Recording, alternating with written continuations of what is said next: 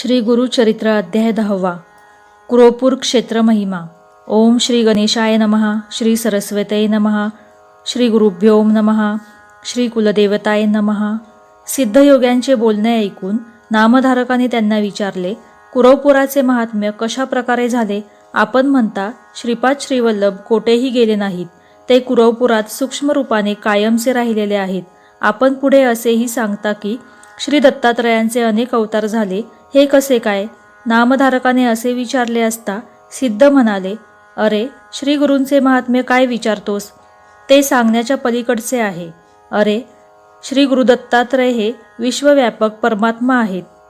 ते कुरवपूर क्षेत्रात राहत असले तरी ते जगोद्धारासाठी अनंत अवतार घेतात। भार्गव राम म्हणजे परशुराम आजही गुप्त रूपाने आहेतच। त्यांचेच पुढे श्रीरामादी अवतार झाले। भगवान विष्णू क्षीरसागरात आहेत, तरीही त्यांनी कल्याणासाठी भूतलावर अनेक अवतार घेतले, हे तुला माहीत आहे ना? सृष्टिक्रम अव्याहत परब्रह्मस्वरूप श्री दत्तात्रय एका स्थानी कायम राहूनही कोठेही अवतार घेतात। श्रीपाद श्रीवल्लभ कुरवपुरात गुप्तपणे राहिले असले तरी त्यांनी आपल्या योगबळाने विविध काळी अवतार घेतले, हे लक्षात घे। गुरुभक्ती व्यर्थ जात नाही। गुरु आपल्या भक्तांची परीक्षा पाहतात। जे खरे भक्त असतात त्यांची ते कधीही उपेक्षा करीत नाहीत। भक्ताने हाक मारताच त्यांच्यासाठी धावून जातात। श्री गुरु कसे भक्तवत्सल असतात, ते भक्तांसाठी कसे प्रकट होतात, याविषयी मी तुला एक कथा सांगतो। पूर्वी कश्यप गोत्राचा वल्लभेश नावाचा एक ब्राह्मण होता। तो अत्यंत सदाचार संपन्न सुशील असा होता। तो दरवर्षी नित्य नेमाने कुरवपुरास श्री गुरूंच्या दर्शनासाठी येत असे।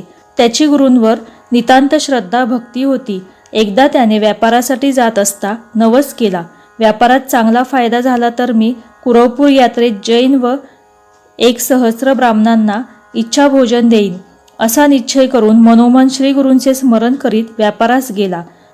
त्याने ज्या ज्या ठिकाणी व्यापार केला त्या त्या ठिकाणी त्याला शतपट फायदा झाला। त्याला अतिशय आनंद झाला। तो व्यापारात मिळालेले धन घेऊन श्री गुरूंचे नामस्मरण करीत कुरवपुरास निघाला। काही चोरांना हे समजताच त्यांनी त्याला लुटण्याचे ठरविले। अत्यंत सभ्य माणसाचे कपडे घातलेले ते चोर, आम्हीही श्रीपाद यतींच्या दर्शनासाठी निघालो आहोत, अशी थाप मारून त्याच्याबरोबर जाऊ लागले। कुरवपुराजवळ येण्यापूर्वीच रात्रीच्या वेळी त्या चोरांनी त्या वल्लभेश ब्राह्मणाचा शिरच्छेद करून त्याच्याजवळचे द्रव्य लुबाडले। त्याच क्षणी भक्तांचे कैवारी कुरवपूरवासी श्री गुरु श्रीपाद तिप्पाड देह धारण करून एका हातात त्रिशूल व दुसऱ्या हातात खडगे घेऊन चोरांच्या पुढे प्रकट झाले। त्यांनी त्रिशूळाने त्या चोरांना ठार मारले, परंतु श्री गुरु श्रीपादांना पाहताच क्षणी त्यातील एक चोर पळाला होता। तो नंतर त्यांच्या पुढे आला आणि हात जोडून म्हणाला, हे कृपावंत जगन्नाथा, मी निरपराधी आहे। हे माझ्याबरोबर असलेले या ब्राह्मणाला मारतील याची मला कल्पना नव्हती। मी केवळ यांच्याबरोबर प्रवास करीत होतो, इतकेच। आपण सर्वज्ञ आहात, माझे अंतकरण आपणास समजते। हे ऐकून श्रीपाद यतींनी त्याला जवळ बोलाविले। त्याच्या हातात विभूती देऊन ते म्हणाले, ही विभूती या मृत झालेल्या ब्राह्मणावर टाक, मग त्या ब्राह्मणाचे मस्तक त्याच्या धडावर चिटकेल व मग म्हणून सर्व अंगावर विभूती लावली। त्याच क्षणी तो जिवंत होऊन इकडे तिकडे पाहू लागला। इतक्यात सूर्योदय झाला। श्रीपाद यती एकाएकी अदृश्य झाले। तो एकटा सहप्रवासी तेथे होता, इतरांचे देह तेथे पडले होते। ती प्रेते पाहून वल्लभेश ब्राह्मणाने विचारले, या माणसांना कोणी मारले? त्यावर तो सहप्रवासी म्हणाला, हे सगळे चोर होते। त्यांनी तुला ठार मारून तुझ्याजवळचे धन लुबाडले होते। पण त्याच वेळी तेथे एक धिप्पाट तपस्वी आले। ते जटाधारी होते।